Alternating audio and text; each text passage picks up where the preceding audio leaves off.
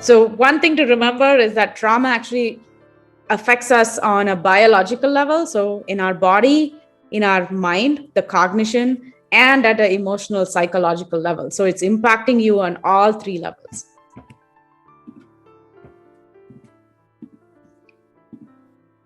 Okay, so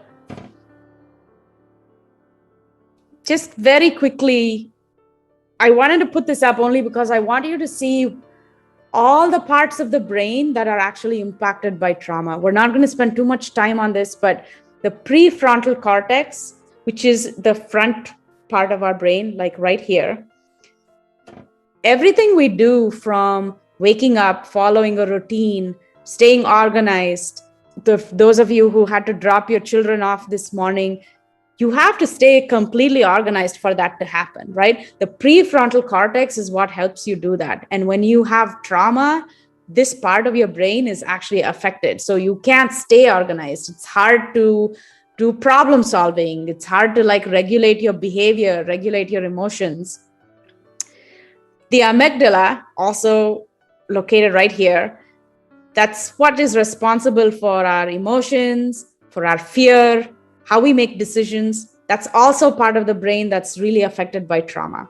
And then hippocampus, which is in the back of the brain, responsible for memory and learning, also impacted by trauma. So I just want you to get a sense of what all parts of the brain are actually affected when we have a traumatic incident. This is just another illustration, right? So our brain is supposed to be like this, but when you're traumatized, your brain is activated to this position, right? Not good, because then you're exposing, what's exposed is your hippocampus and your amygdala. This is emotion. This is what regulates all of our emotions. So we're not protecting that, right? So when it's exposed, you're going to see a flood of emotions, difficulty regulating how you're feeling. And the reason for that is it kind of flips your brain. Trauma literally flips your brain.